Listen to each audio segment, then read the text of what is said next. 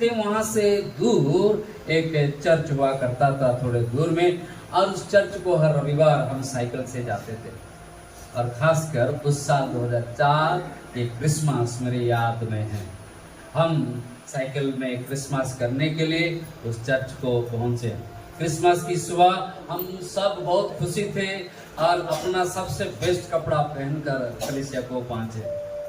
वहाँ की सेवकाई बहुत अच्छा था, लोग भरपूर थे, कलीसिया में बैठने की जगह नहीं थी और हर कोई नए कपड़ा और सुंदर सजावट के साथ आए थे।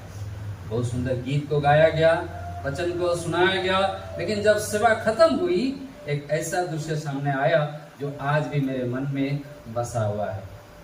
चर्च के लोग सेवा के बाद एक दूसरे से मिलने लगे, कोई लोग गले मिल रहे थे, कोई हाथ मिला रहा था और कोई जो ऐसे हिला हिला कर हैप्पी क्रिसमस, मेरी क्रिसमस बोल रहे थे। खुशियां हो रहा था, बहुत खुशी हो रहा था। पर हम जो छात्र थे, हम एक कोने में खड़े थे, हमको पूछने वाला कोई नहीं था। कलीसिया के सब लोग एक तरफ और हम जो छात्र थे हम एक तरफ। हम सभी को देख रहे हैं, हमको कोई पूछ नहीं रहा था कि भैया कहाँ से है, कौन है, कहाँ। कोई हमारे पास नहीं आया, किसी ने हमसे बात नहीं की, किसी ने ये भी नहीं कहा मैरी क्रिसमस। एक दो बोले होंगे, लेकिन ज्यादा से ज्यादा लोग कोई नहीं बोले। हम भी विश्वासी थे, मैं भी तो बपतिस्मा लिया हुआ था, मैं भी वो चर्च को जा रहा था और क्रिसमस के दिन भी मैं भी गया था, मेरे साथ भी दोस्त थे, लेकिन हमें वहां पूछने वाला कोई नहीं था। और हम विश्वासी होते हुए भी उस कलीसिया को रविवार जाते हुए भी हम बाहर खड़े हुए महसूस कर रहे थे। मैं नहीं कहता कि किसी ने जानबूझकर हमें दुख पहुंचाया, नहीं, लेकिन उस दिन मैंने एक बात को सीखी। कभी कभी चर्च भरा हुआ होता है, फिर भी लोग अकेले महसूस करते हैं। क्या आपने कभी कलीसिया को आया है, भरा पूरा कलीसिया है, लेकिन फिर आप जाते समय आते समय अकेला महसूस करते। कभी कभी लोग चर्च में आते हैं, पीछे बैठते हैं, चुपचाप सेवा सुनते हैं और वैसे ही लौट जाते हैं बिना किसी के नोटिस के बिना। पास्टर को देखने के लिए मौका नहीं मिलता है, विश्वासियों को उनसे बात करने के लिए समय नहीं होता है। और जो आया है वो ऐसा अकेला आया था, अकेला चला जाता है। और क्रिसमस जो प्रेम के त्योहार है, कुछ लोगों के लिए सबसे ज्यादा अकेलापन का भी समय है और वो अकेलापन में जीते हैं। उस दिन झांसी में खड़े होकर मुझे तब पता नहीं था, लेकिन बाइबल में अभी मैं देख रहा हूं कुछ अलग बात। ऐसे ही एक कहानी जो मैं बताना जा रहा हूं, एक स्त्री की कहानी जो परमेश्वर की प्रजा के बीच बाहर खड़ी थी। वो विश्वास करती थी, वो वफादार थी, पर वो अपनी नहीं थी। लेकिन उसकी कहानी वहां खत्म नहीं हुई, क्योंकि उसकी कहानी में अंदर की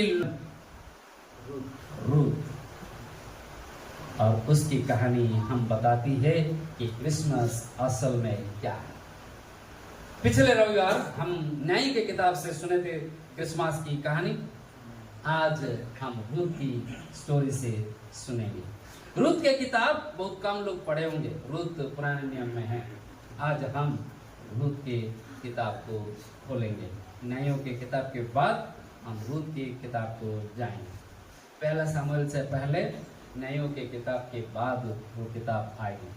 आपके पास बाइबल है तो कृपया उस किताब को खोलेगा।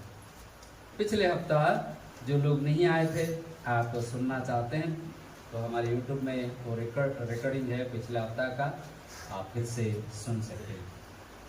रूथ की किताब बहुत सुंदर किताब है, प्यारा सा किताब है। आप एक साथ बैठकर 10 मिनट में पूरा पढ़ सकते हैं। तो 10 मिनट, सपोज आप थोड़ा धीरे धीरे पढ़ते हैं तो आधा घंटा में पूरा किताब को पढ़ सकते हैं। आपको पढ़ना नहीं आता है, मोबाइल में आप जो बाइबल डाउनलोड किए हैं उसको दबा दीजिए तो आपको कहानी को बताएगा। अति सुंदर कहानी है। बाइबल में रूथ का परिचय कैसा होता है? बहुत दर्दनाक तरीके से होती है। उसके विश्वास से नहीं, उसके भक्ति से नहीं, उसके चेहरा से नहीं, वो शक्ति से नहीं। ये नहीं कि रानी झांसी की रानी इस तरफ रानी लक्ष्मीबाई जैसा नहीं, या पंडिता रमाबाई जैसा नहीं, या इंदिरा गांधी जैसा नहीं, उस प्रकार महिलाओं के समान उसका परिचय नहीं होता है, बल्कि उसका परिचय जो होता है एक अलग रीति से होता है। आइए हम पढ़ेंगे उसका परिचय। एक बात बार बार लिखा जाता है, रूत के परिचय बाइबल में कैसे दी जाती है। रूत उसका 1 अध्याय 22 वचन को जब हम पढ़ते हैं, वहां पर उसके जो परिचय है क्या बोल के लिखा गया, इस प्रकार नाओमी अपनी मोआबिन बहू रूत के साथ लौटी। क्या लिखा गया, मोआबिन बहू रूत।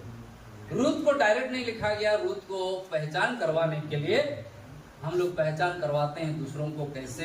ये दाढ़ी वाला था, मूंछ वाला था, टकलू था, मोटा था, पतला था, ऐसा करके बोलते हैं। काला था, ऐसा था। हम लोग दूसरों, अरे वो ऐसे आते हैं, इधर बैठते हैं, वो साड़ी पहनते हैं, वो कपड़ा पहनता है, ऐसा बाइक में आता है। आप उसके रूत के परिचय कैसा है, मोआबिन बहू रूत।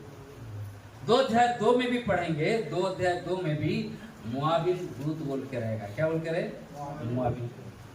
2 अध्याय 21 में भी आप पाएंगे मोआबिन रूत आप पाएंगे। 2 अध्याय के 21, 4 अध्याय 5 और 10 वचन को जब हम पढ़ेंगे, 4 अध्याय के 5 और 10 वचन में भी मोआबिन रूत बोल के आता है। मोआबिन रूत क्यों कहा गया उसको, वो क्यों मोआबिन कहने से नहीं, जो उड़ीसा से आए हैं उड़िया वाला, जो बंगाल से आया है बंगाली, जो बिहार से आए हैं बिहारी, जो यूपी से आए यूपी वाले, ऐसा। तो वो कहां से आई है, उस मोआब से आई है। कहां से, मोआब बोलने से इसराइल में नहीं है, प्रभु के जगह से नहीं है, एक अलग जगह से आई है। और उसको पहचान करवाने के लिए मोआबिन का शब्द को इस्तेमाल किया गया। मोआब एक ऐसा देश जो इसराइल का शत्रु था, जो सच्चे परमेश्वर की उपासना नहीं करता था। इस देश की शुरुआत लोत से हुआ। यानी लोत ने अपने दोनों बच्चों से और वो दोनों बेटियों से ये किया, और एक का नाम हुआ मोआब, दूसरा का नाम हुआ क्या, पढ़ेंगे उत्पत्ति उसका 19 अध्याय 30 और 31 को पढ़ेंगे। उत्पत्ति उसका 19 अध्याय 30 और 31 वचन को पढ़ेंगे। फिर लूत ने सोअर को छोड़ दिया और पहाड़ पर अपनी दोनों बेटियों समेत रहने लगा, क्योंकि वो सोअर में रहने से डरता था। इसीलिए वो और उसकी दोनों बेटियां वहां एक गुफा में रहने लगे। तब बड़ी बेटी ने छोटी से कहा, हमारा पिता बूढ़ा है और पृथ्वी भर में कोई ऐसा पुरुष नहीं जो संसार की रीति के अनुसार हमारे पास आए। इसलिए आप हम अपने पिता को दाखमधु पिलाकर उसके साथ सोए, जिससे कि हम अपने पिता के वंश को बचाए रखें। अतः उन्होंने उसी दिन रात के समय अपने पिता को दाखमधु पिलाया। तो बड़ी बेटी जाकर अपने पिता के पास लेट गई, पर उसने ना जाना कि वो कब लेटी और कब उठ गई। और ऐसा हुआ कि दूसरे दिन बड़ी ने छोटी से कहा, देख कल रात को मैंने अपने पिता के साथ सोई, इसलिए आज भी रात को हम उसको दाखमधु पिलाएं, तो तुम जाकर उसके साथ सोना कि हम अपने पिता के द्वारा वंश उत्पन्न करें। अतः उन्होंने उस दिन भी रात के समय अपने पिता को दाखमधु पिलाया, और छोटी बेटी जाकर उसके पास लेट गई, और उसको उसके भी सोने और उठने का समय का ज्ञान न था। इस प्रकार से लूत की दोनों बेटियों अपने पिता से गर्भवती हुई। बड़ी एक पुत्र जनी, और उसका नाम क्या रखा गया, और मोआब नाम जाति का जो आज तक क्या है, मूल पिता हुआ। छोटी भी एक पुत्र जनी, और उसका नाम क्या है, बिन्नमी। क्या नाम है, अर्थात इसको ऐसा एक बाप बेटी का रिश्ता में बच्चा पैदा हुआ है, ये बहुत गलत है। और उस संदर्भ में और उनके जो वंशज है उनको कहा जाता है अच्छा नाम नहीं। इसलिए व्यवस्था की किताब उसका 23 अध्याय 3 वचन में हम पढ़ते हैं। व्यवस्था की किताब उसका 23 का 3 में लिखा जाता है कि मोआब के लोग परमेश्वर के भवन में नहीं आ सकेंगे। पढ़िए कोई 23 का 3।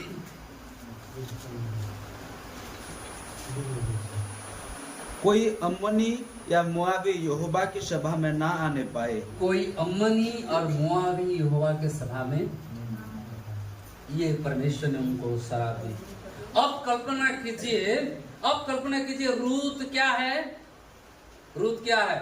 मोआब से है, जो एक ऐसे शहर से आती है जिस शहर का, जिस गांव वालों का कोई ना तो इज्जत है, ना तो चरित्र के ऊपर कोई हमको अच्छा कहते हैं, ना तो परमेश्वर के घर को आने के लिए उनको इजाजत है। और रूत कहां पर आती है? रूत नोएमी के साथ बेतलीम में प्रवेश कर रही है। और बेतलीम परमेश्वर के जगह इस्राएल के शहर में है, उस गांव, और वहां पर वो आ रही है। कहां से आ रही है? कहां से आ रही है? कहां से आ रही है? बोलिए। मोआब से आ रही है, इस्राएल। आपको ऐसे लोग मिलेंगे तो आप कैसा व्यवहार करेंगे? नोएमी का घर बेतलीम में था, लेकिन रूत का घर बेतलीम में नहीं था। वो वो आने से पहले नोमी कौन थी? नोमी रूत की सास थी। और नोमी के 2 बेटे थे। 2 बेटे में से, और दोनों बेटे शादी किए मोआब में, और दोनों बेटे वहां पर मर गए। नोमी के दोनों बेटे, जिसको रूत ने शादी किया था, एक रूत ने शादी किया था और दूसरा ने अर्पा ने शादी किया था, और दोनों के पति मर गए। और नोमी का अपना हस्बैंड भी मर चुका है, और नोमी विधवा है, रूत भी विधवा है। और रूत आ रही है, एक परदेसी, विदेशी, गरीबी और बिना सुरक्षा से जाने हुए व्यक्ति। वो शायद सोच रही होगी, क्या वे मुझे अपनाएंगे? क्या वे मेरी ओर उंगली उठाएंगे? क्या कहेंगे, तू तो मोआबीन है, क्यों हमारे गांव में आई? तू तो ये फलना गांव की है, क्या कहेंगे? वो अपने अंदर क्या सोचती होगी? क्या वे मुझे नोमी का दुख का कारण तो नहीं मानेंगे? ये नहीं कहेंगे कि मैं नोमी के बेटा को शादी किया, इसलिए उसका बेटा मर गया, उसका पति भी मर गया, और सब दोष मुझ पर लाद देंगे। अक्सर ऐसा ही होता है, विधवाओं को हर दोष लगा है कि तेरे कारण ये हुआ, वो हुआ।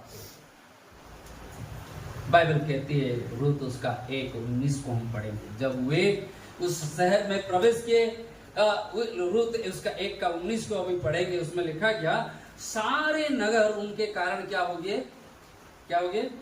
चकित हो। अतः वे दोनों चल निकली और बेतलीम पहुंची। उनके बेतलीम में पहुंचने पर सारे नगर में उनके कारण क्या हो गया? हलचल मच गई। कौन आए? देखो कौन आए हैं। लोग नोमी को देखते हैं, लेकिन रूत चुपचाप है, उसके पीछे खड़ी है, खामोश डरी हुई बाहर की औरत है। आज भी बहुत लोग चर्च में ऐसे ही खड़े होते हैं। वे आते हैं, बैठते हैं, सुनते हैं, लेकिन दिल में पूछते हैं, और दिल में सोचते हैं कि क्या ये जगह मेरे लिए सही है। अगर वे मुझे सच में जान ले, मेरे बैकग्राउंड को जान ले, रूत सही सोचती होगी कि सपोज वे जान लगे गांव वाले कि मेरा हस्बैंड मर गया है, मैं जिसको शादी किया वो मर गया है, तो फिर लोग क्या समझेंगे मुझे?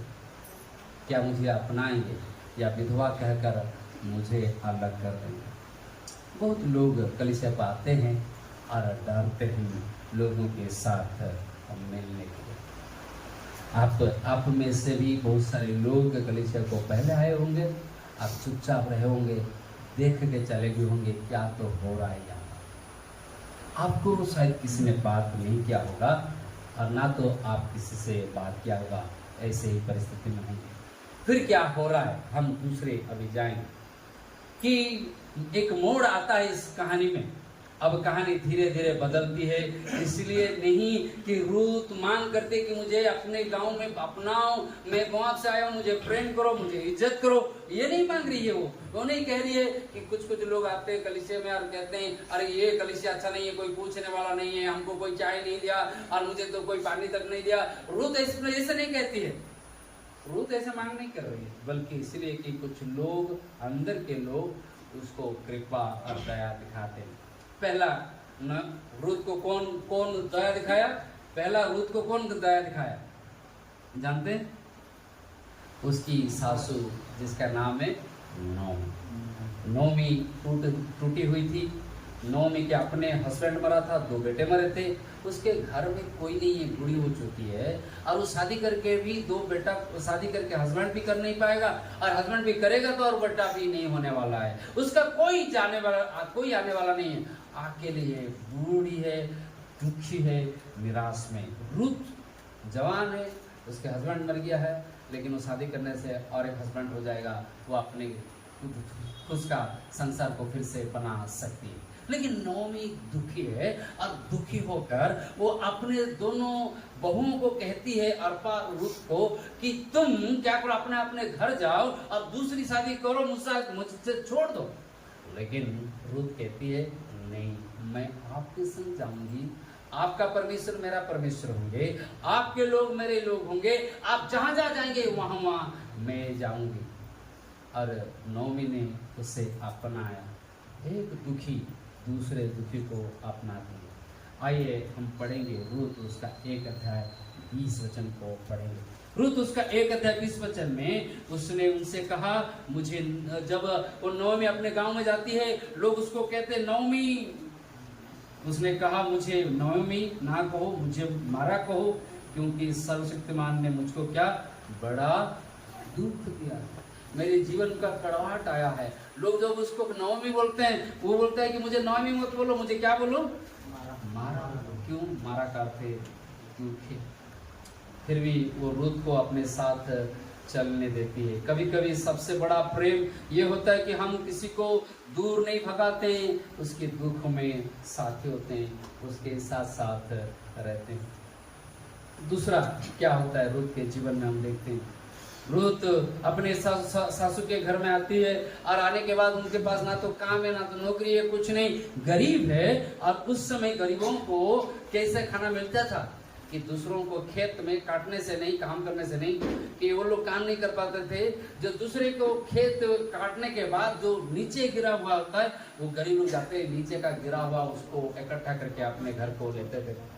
एक दिन नोमी ने अपने बहू को रूत को कहा कि जा, तू क्या कर कि खेतों में जा और कुछ बीन कर लेके आ, कि जो भी मिले लेके आ जाना, क्योंकि हमारा तो ना तो खेत है, ना तो नौकरी है, ना कुछ है, कुछ नहीं खाना है, कितने गरीब हो रहे हैं।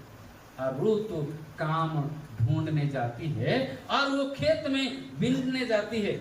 और ये सबसे छोटा उस समय था, कटाई के बाद गिरे हुए दाने को उठाना और अपने घर को लाना, ये सबसे छोटा काम है, गरीबों का काम है। और परमेश्वर ने ये व्यवस्था गरीबों, विधवा और विदेशियों के लिए दिया था, जो लेवी व्यवस्था उसका 19 अध्याय 9 और 10 वचन में हम पाते हैं कि परमेश्वर कहते हैं जब तू खेत को काटना तो पूरा नहीं काटना, किनारों को छोड़ देना, ताकि गरीब, विधवाएं, विदेशी, परदेशी आएंगे और उससे उठाकर अपने तक लेके जाएंगे। बाइबल कहती है, ये आइए हम पढ़ेंगे, बाइबल कहती है रूत उसका 2 अध्याय 3 वचन को पढ़ दें। और बाइबल कहती है जब रूत वहां पर गई, किसके मैदान में गई? 2 अध्याय 3। इसलिए वो जाकर एक खेत में लेबने वालों के पीछे बीनने लगी, और जिस खेत में वो स्वयं से गई थी, लिखा गया क्या गया था? स्वयं से गई थी। बोलिए स्वयं, बाई चांस, बोलो क्या? बाई चांस वो गई थी, लेकिन उस स्वयं से उसको लगा स्वयं बाई चांस हो गई है, लेकिन वो बाई चांस परमेश्वर की योजना थी उसके जीवन में। बहुत सारे लोग कलीसिया को स्वयं से आ सकते हैं, बाई चांस आ सकते हैं, लेकिन उसी से जीवन बदलता है। आप भी शायद कोई एक दिन बाई चांस आप अंदर आए हैं और परमेश्वर आपके जीवन को बदले है। आपको लगा होगा कि मैं बाई चांस इधर आ गया हूँ, और वो बाई चांस ही कार्य करता है। वो बाई चांस खेत में किससे मिलती है? एक व्यक्ति से मिलती है, उस व्यक्ति का नाम है बोआस। बोलिए बोआस। पहले उसको कौन अपनाया? रूत को कौन अपनाया? कौन अपनाया? मैं पूछूंगा फिर, कौन अपनाया उसको पहले? नोमी रूत की कौन लगेगी? सास। अभी वो खेत काम करने के लिए जाती है, और वो खेत जिसका है, उस खेत में वो खेत का मालिक कौन है? अभी बोला बोआस। बोआज एक धनी सम्मानित व्यक्ति, आदर पाने वाले व्यक्ति, उसके पीछे बहुत सारे लोग काम करने वाले हैं, नौकर चाकर है और खेत बाड़ी है और बहुत अमीर आदमी है। और उसके खेत में जाकर बाई चांस वो काटने नहीं, वो उठाने लगती है और बोआज उसको देखता है और पूछता है 2 अध्याय 5 वचन में कि ये 2 अध्याय 5 वचन में क्या लिखा गया? तब बोआज ने अपने उस सेवकों से जो लेबने वालों के ऊपर ठहराया गया था पूछा, ये किसकी कन्या है? दूर से देखता है और पूछता है कि ये किसकी कन्या है। ध्यान दीजिए, पहले यही नहीं कि वो कहाँ से है, ये नहीं पूछ रहे कहाँ से है, कौन सी भाषा वो बोलती है, इसकी धर्म क्या है, ये शादीशुदा है या नहीं, क्या पढ़ाई लिखाई की है, कुछ नहीं पूछता है। क्या पूछता है वो? किसकी कन्या। और उससे पहले लिखा गया उससे, तब बोआज ने अपने सेवकों से जो लेबने वालों के ऊपर ठहराया गया था उससे पूछा। उससे पहले उसने क्या किया? बोआज ने उससे देखा। हालेलुया, बोलिए उससे देखा। जो से बोलिए उससे देखा। यीशु भी ऐसा ही करते हैं। अब जानते हैं प्रभु यीशु मसीह उस दिन एरियो की ओर जा रहे थे और एक व्यक्ति था, छोटा था, नाटा था, यीशु को देखने के लिए चाहता था और एक अंजीर के पेड़ में जाके चढ़ गया।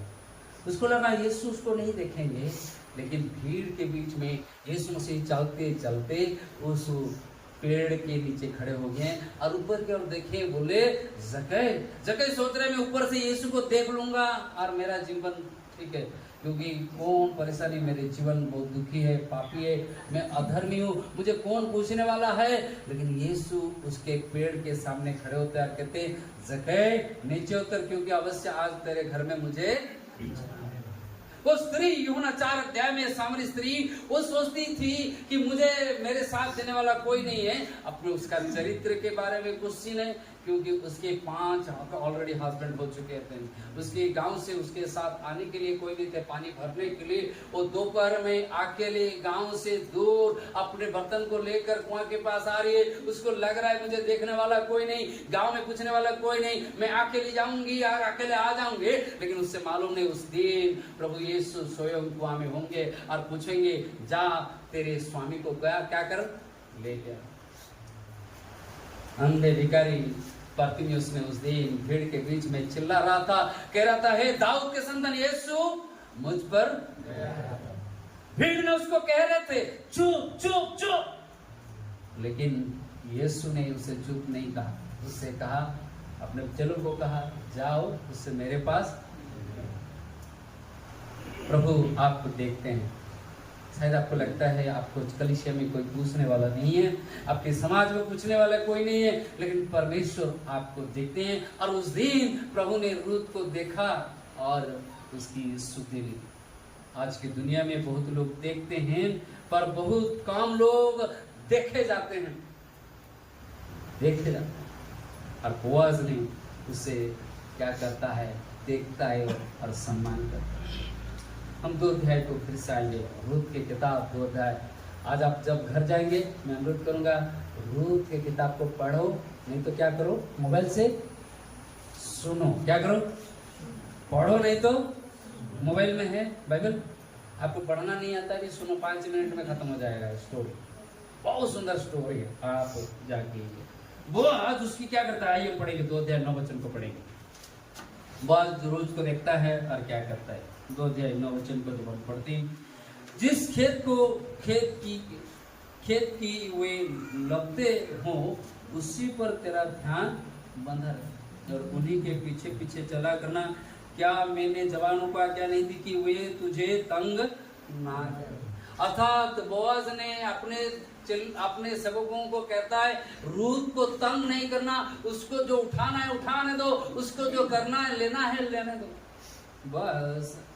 और कहता है उससे तंग कोई नहीं करेंगे, उसकी बात को कहता है। एक महिला को क्या चाहिए, एक महिला को सुरक्षा चाहिए, शक्ति चाहिए, कोई उनको पब्लिक में तंग निराश ना हो। लड़के लोग तंग को छेड़ सकते हैं, लड़कियां तंग को नहीं सह सकती। और पहला काम बोआज ने क्या करता है, कहता है कोई उससे क्या ना करे। बहुत अच्छा है। दूसरा 2:14 को हम पढ़ेंगे। बोआज क्या कहता है, उसने फिर खाने के समय बोआज ने उससे कहा यही आकर क्या कर लो। तो खाने के लिए बुलाता है परदेशी को, अनजान व्यक्ति को, विदेशी को, अपने जाति का नहीं, अपनी भाषा की नहीं, अपने गोत्र का नहीं, ऐसे व्यक्ति को क्या करता है, खाने के लिए बुलाता है। 2:16 को हम पढ़ेंगे। और क्या करता है वो, अपने पढ़ेंगे 16 को। वरन मुट्ठी भर जाने पर कुछ कुछ निकाल कर क्या करना, गिरा भी दिया करो बोल के अपने सेवकों को कहता है, अपने नौकर चाकरों को कहता है, जब तुम काटते हो काटते समय कुछ कुछ छोड़ दो, जानबूझकर गिरा दो, क्योंकि ये जो विधवा है पीछे से आएगी, अपने बोरा में भी डालेगी और घर लेके। कितना अच्छा आदमी हुआ होगा वो, इतना अच्छा आदमी, क्या सुंदर आदमी है। तो कहता है कि तुम क्या करो, मुट्ठी में थोड़ा थोड़ा के छोड़ दो, तुम लोग अपने से डाल दो, क्योंकि वो क्या करेगी, आएगी तो। कितना दया की भाव उसके जीवन में। 2:12 को फिर हम पढ़ेंगे। 2:12 को क्या कहता है, 2:12 में कहता है यहोवा तेरे कार्य को क्या करते, फल दे बोल के, और उसके लिए प्रार्थना भी करता है। क्या करता है, उसके लिए प्रार्थना। रूत अभी इस्राएल की नहीं बनी थी, पर उससे परिवार जैसा व्यवहार मिल रहा था। वो गांव की नहीं, दूसरे गांव की है, लेकिन गांव में उसको इज्जत मिल रहा था। वो विधवा है, लेकिन उसको नहीं लग रहा है कि मैं विधवा हूं। अपने जैसा माहौल उसको मिल रहा था, और लोग उसको अपना रहे थे, सम्मान कर रहे थे, दया दिखा रहे थे, उसके लिए प्रार्थना कर रहे थे। बाहर की थी, लेकिन गांव, इस परदेसी गांव में लोग उससे सम्मान इज्जत के साथ आदर कर रहे हैं। क्या हम परदेशियों को अपने गांव में इज्जत करते हैं, या परदेश, अपने गांव की बात तो छोड़िए, हमारी कलीसिया में हम कैसे करते हैं? क्या हम जो लोग कलीसिया में जुड़े नहीं, नया आते हैं, उनको अनदेखा करते हैं, या बोआज की तरह देखते हैं? रोमियो की किताब उसका 2:4 में पौलुस कहता है परमेश्वर की भलाई मन फिराव को प्रेरित करती है। परमेश्वर के लिए भलाई मन फिराव को क्या करती है, प्रेरित करती है। हमारे जीवन कैसा होना जरूरी है। कोई पढ़ेंगे रोमियो उसका 2:4 को पढ़ सकते हैं। क्या तू उसकी कृपा और उसकी सहनशीलता और धीरज रूपी धन को तुच्छ जानता है? क्या क्या धन है, उसकी कृपा, उसकी सहनशीलता और इसका धीरज को धन बोल के लिखा गया। किसकी कृपा? परमेश्वर की कृपा, सहनशीलता और धीरज को क्या धन बोल के लिखा गया। लेकिन हमारे लिए धन क्या है? हमारे लिए धन है पैसा, मोबाइल, टीवी, गाड़ी, बंगला, यही हमारे लिए धन है। और नीचे का पढ़िए भैया, नीचे का लाइन में पढ़िए। क्या ये नहीं समझता कि परमेश्वर की कृपा तुझे मन फिराव को सिखाती है? परमेश्वर की कृपा तुझे क्या सिखाती है? मन फिराव को सिखाती है। Hallelujah, thank you. ये धन, परमेश्वर के धन क्या है? कृपा है, सहनशीलता है, धीरज है। लेकिन हमारे लिए धन अलग है। नहीं, आईफोन होना एक धन की बात है। आईफोन उसके पास। मैं बोल रहा था सुबह, मैं गया था, मेरा इसे मोबाइल का सब गिर गया, सब टूटा फूटा हुआ था। मैं उसको कवर चेंज करने के लिए दुकान को गया था। जिस दुकान में मैं खड़ा था तो कवर चेंज कर रहा था, एक बहन ने आई और उसको दुकान वाले को बोली भैया एक आईफोन 17 प्रो का डेमो दे दो। क्या दो? डेमो। क्या चाहिए उसको? और ओरिजिनल तो खरीद नहीं कर पाएंगे, डेमो पकड़ के सबको दिखाएगी मेरे पास क्या है, क्या जिंदगी आ गया है।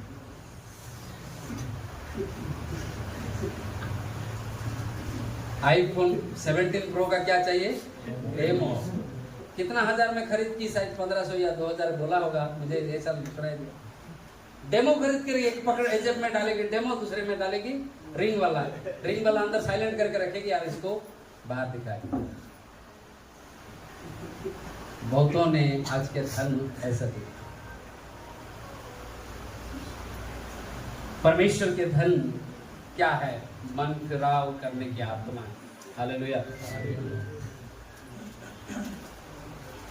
परमेश्वर की कहानी को, और हम जाते हैं, हम नौमी की कहानी को देखें, बोआज की कहानी को देखें, रूत की कहानी को देख रहे हैं, लेकिन यहाँ पर परमेश्वर कैसे काम कर रहे हैं अभी मैं थोड़े समय में आऊंगा और उसको समाप्त करूंगा। ये छोटा सा लगता है, पर स्वर्ग कुछ और दूसरे तरीका से देखता है। बोआज सिर्फ भला नहीं था, वो छुड़ाने वाला भी था। छुड़ाने वाला के अर्थ क्या है? नहीं, छुड़ाने वाला रूत उसका 2:20 में पढ़ते हैं। रूत उसका 2:20 को हम पढ़ते हैं, वहां पर लिखा गया, हम पढ़ेंगे थोड़ा एक शब्द। नौमी ने अपने बहू से कहा, वो यहोवा की ओर से आशीष पाए, क्योंकि उसने तो जीवित पर से और ना मरे हुए पर से अपनी करुणा हटाई। फिर नौमी ने उससे कहा, वो पुरुष तो हमारा एक कुटुंबी है, वरन उनमें से है जिनको हमारी भूमि छुड़ाने का क्या है। छुड़ाने वाला अर्थ क्या है मैं थोड़ा सा समझाऊंगा और मैं आगे बढ़ूंगा। छुड़ाने वाला, जब इस्राएल के लोग मिस्र से निकालकर कनान की ओर गए और कनान में प्रवेश किए, यहोशू ने हर गोत्रों को जगह को बंटवारा किया। ये गोत्र इधर रहेंगे, दूसरा लेवी उधर रहेंगे, बिन्यामीन उधर रहेंगे, यहूदा उधर रहेंगे, सिमियन उधर रहेंगे, सबको बांट दिया।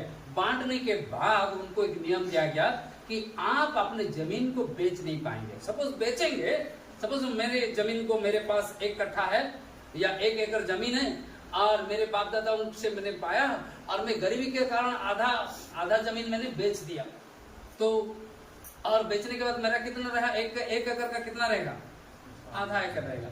और कुछ मेरे बच्चे आएंगे, वो भी गरीबी के कारण कुछ नहीं है खाने पीने का, वो आधा एकड़ है, उसको भी बेच दिया। बेचने के बाद उसके पास कितना रहेगा? कुछ नहीं रहेगा, 0 रहेगा। तो क्या हो जाएगा? भिखारी हो जाएगा। और अमीर बनेगा। इसलिए परमेश्वर ने पुराने नियम में, आप पढ़ेंगे घर जाके, लेवी व्यवस्था उसका 25 अध्याय 25 वचन को पढ़ेंगे। परमेश्वर ने एक व्यवस्था की कि कहा कि तुम गरीबी होने से जब बेचोगे, और जो खरीद करेगा वो हमेशा के लिए खरीद नहीं कर पाएगा। हमेशा के लिए क्या नहीं कर पाएगा? खरीद नहीं कर पाएगा। 7वें साल में, 7 साल हो जाने के बाद इनके रिश्तेदार फिर से उसको छुड़ा सकते हैं। सपोज वो 7वीं साल में नहीं छुड़ाए और ऐसे 7 बार 7 साल हो गया। 7 बार 7 साल हो गया बोलने से क्या है? 49 साल। और 50वीं वर्ष अर्थात योबेल बोलते बाइबल में, जूली ईयर में क्या होगा? फिर से जहां ओरिजिनल था उसी के पास वो जमीन चला जाएगा। खरीदने के वालों के पास जमीन नहीं रहेगा, किसके पास जाएगा? 50 साल के बाद। उसको कहते हैं जुबली ईयर, क्योंकि जुबली ईयर में सबका अपना धन, बाप दादा का धन फिर से अपने हो जाएगा। तो लोग जुबली ईयर के इंतजार करते थे कि जुबली ईयर, और वो जुबली ईयर है पेंटिकस्ट पर्व, जिस पर्व में पवित्र आत्मा है। नहीं, वो है कि छुड़ाने वाला पवित्र आत्मा तुमको और हमको क्या किया? छुड़ाया। पेंटिकस्ट की पर्व है। और जुबली में 50वीं साल में, और 50वीं साल की जुबली में पेंटिकस्ट पर्व। और परमेश्वर ये 50 साल से पहले वो छुड़ाना चाहते हैं। कैसे छुड़ाएंगे? कोई रिश्तेदार आएंगे उनके नाम पे और वो क्या करेंगे? उसका मोल को देंगे और वहां से छुड़ाएंगे। और बोआज ऐसे था। तो रूत का वो क्या करता है? रूत को अपनाता है और रूत से बाद में विवाह करता है और एक बच्चा भी जन्म लेता है। और 4:17 वचन में उस बच्चा का नाम लिखा जाता है। क्या लिखा जाता है? मोआब की नौमी के लिए एक पुत्र। उस बच्चा का नाम क्या लिखा गया? 4:17 में पढ़ेंगे। क्या लिखा गया? और फिर वंशावली शुरू होता है कि जब आप पढ़ेंगे 21, और हम पढ़ेंगे फिर से कि पेरेस 18 से मैं पढ़ता हूँ। पेरेस की वंशावली ये है, अर्थात पेरेस से हेस्रोन, और हेस्रोन से राम, राम से अमीनादब, और अमीनादब से नौसन, नौसन से सलमोन, सलमोन से बोआज, और बोआज से कौन उत्पन्न हुआ? ओबेद उत्पन्न हुआ। और बोआज से कौन उत्पन्न हुआ? ओबेद उत्पन्न हुआ। आप हम आएंगे मत्ती के सुसमाचार उसका 1:5 वचन को आते हैं। मत्ती के सुसमाचार 1:5 यीशु की वंशावली है, और यीशु के वंशावली में यही नाम फिर से दोहराया जाएगा। मत्ती के सुसमाचार 1:5 को, और खास करके मत्ती के सुसमाचार 1 से 17 को लोग पढ़ते नहीं है। इसके बेटा वो, उसके बेटा वो, उसके बेटा वो, उसके बेटा वो, अरे ये सब बेटा का बात छोड़ो, हमें स्टोरी के बाद बताओ, उनके लोग कहते हैं। लेकिन थोड़ा धीरे से हम पढ़ेंगे, इसकी बैकग्राउंड का माते नहीं। मत्ती उसका 1:5 में लिखा रहता है। फिर से पढ़ेंगे, क्या लिखा गया? बोआज से रूत द्वारा ओबेद उत्पन्न हुआ। क्या पढ़िए, कोई 1 का 5 को पढ़िए जल्दी। सलमोन और राहाब से बोआज उत्पन्न हुआ। सलमान और राहाब से कौन उत्पन्न हुआ? बोआज। हाँ। और बोआज और रूत से ओबेद उत्पन्न हुआ। हाँ। और ओबेद से यिशै उत्पन्न हुआ, और यिशै से दाऊद राजा उत्पन्न हुआ। Thank you. ओबेद से इससे से कौन उत्पन्न हुआ? दाऊद राजा। और यीशु मसीह कहाँ से आए? दाऊद के घराने से। रूत की कहानी 2 बातों को कहता है। परमेश्वर कैसे कार्य करता है अनजान में। रूत को मालूम नहीं कि वो परदेसी है, मोआबिन है, और उसके द्वारा क्या होगा, लेकिन परमेश्वर एक बहुत सुंदर उसके जीवन में कार्य करते हैं। और जब बेतलेहम में आई, बेतलेहम में बोआज ने उसको अपनाया, लोगों ने उससे दया दिखाई और उसका जीवन बदला। और एक दिन आया, वो दाऊद की नई नानी दादी बनी, और प्रभु यीशु मसीह की भी दादी बनी, परदादी बनी। हालेलुया। इससे बड़ा कुछ हो सकता है? इसकी परदादी बनी यीशु। रूत की कहानी इसलिए है क्योंकि यीशु का परदादी है। जो रूत इस्राएल की नहीं है। कहां से आई है? सोचिए, बेतलेहम के लोग उस दिन उसे कहे होते, तू तो मोआबिन है, हमारे गांव में क्यों आई? तू तो परदेसी है, हमारे गांव में क्यों आई? तू तो एक विधवा है, तू हमारे गांव में क्या करने आई है? जा। क्या वो यीशु मसीह को परदादी होती? ना दाऊद का दादी होती। कुछ हो बात नहीं। परमेश्वर ने उसके जीवन में बहुत सुंदर कार्य किया। यीशु हमारे लिए बोआज की तरह काम करते हैं। उन्होंने देह धारण किया। यूहन्ना उसके 1:14 कहता है, और वचन देहधारी हुआ, हमारे बीच में वास किया। पहला पत्रस उसका 1:18 और 19 में कहते हैं, उन्होंने हमारे लिए मूल्य को चुकाया बोआज के तरह। और पौलुस कहता है, तुम जो पहले दूर थे, मसीह के लहू से निकट लाए गए हो। जो एफएसी उसके 2:13 में हम पढ़ते हैं। क्रिसमस यही संदेश है। तुम्हारे लिए भी जगह है, मेरे लिए भी जगह है। हम 3 लोगों के बातों को हम देखें। पहला व्यक्ति कौन है? नोमी। दूसरा व्यक्ति कौन है? रूत। तीसरा व्यक्ति कौन है? बोआज। और एक जगह का नाम मैंने बोला। क्या जगह का नाम? बेतलेहम। क्या जानते हैं बेतलेहम इसलिए मुझे लगता है बेतलेहम गांव का एक विशेषता है कि पराई लोगों को अपनाया। इसलिए परमेश्वर ने अपना बेटा को जो भेजा, और कोई गांव को नहीं चुना, एक ही गांव को चुना। कौन सा गांव को चुना? हालेलुया। ये बेतलेहम को चुना। परमेश्वर अपने बेटा को भी भेजते हैं। उनको मालूम है कि मेरा बेटा को भेजूंगा, क्योंकि मरियम और यूसुफ की शादी में भी क्या हो रहा है? शादी नहीं हुई है। मरियम क्या है? प्रेग्नेंट है। अब मरियम गर्भवती है बिना शादी में, और वो गांव में कोई उसको क्रिटिसाइज करने वाला नहीं है, लेकिन उसको अपनाने वाले लोग हैं। बेतलेहम की खासियत हुई है, ये पराई को, निराशों को, जो लोग जिनको निंदा करेंगे, वे निंदा नहीं करके उनको बसा देने वाला, अपनाना गांव है। हालेलुया। क्या हम बेतलेहम बन सकते हैं? क्या हमारे न्यायजन कलीसिया बेतलेहम बन सकता है जहां पर यीशु का जन्म होगा? ना हम सोदोम हमारा बनेंगे, जिसको प्रभु क्या करेंगे? श्राप देंगे। क्या बनना चाहते हैं हम लोग? बेतलेहम बने। बेतलेहम का खासियत क्या है? बेतलेहम रूत को अपनाया और यीशु को पैदा किया। हालेलुया। यीशु रूत को अपनाया नहीं होता, बेतलेहम में यीशु पैदा नहीं होते। रूत को बेतलेहम ने अपनाया। बेतलेहम गांव एक खास गांव है, जो रूत विधवा, परदेसी, अन्य जातियों को अपनाया, और यूसुफ और मरियम को उनके घड़ी में भी उनको अपनाता है। और बेतलेहम होना बहुत जरूरी है। मेरे प्यारे भाई और बहने, इस साल की 2025 के क्रिसमस हमें बेतलेहम बनने की जरूरत है। कलीसिया को क्या बनने की जरूरत है? क्या हम बेतलेहम बनेंगे? क्या लोगों को अपने पास लेके आएंगे और यीशु का सुसमाचार सुनाएंगे? ये जो पैम्फलेट है हम लोग बनाए हैं इसलिए कि आप कम से कम अपने रिश्तेदारों को आप अपनाएं।